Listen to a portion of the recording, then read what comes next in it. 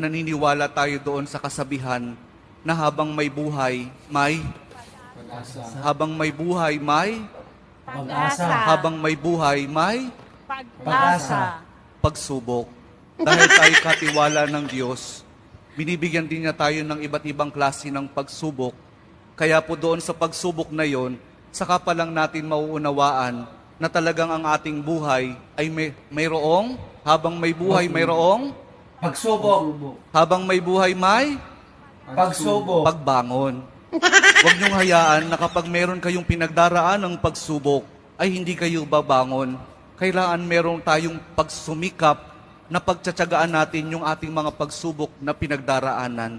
At kapag merong pagsubok at merong pagbangon, saka pa lang natin mauunawaan na talagang ang ating buhay, na habang may buhay, may Pagbangon. habang may buhay, may Pagbangon. pag-ibig.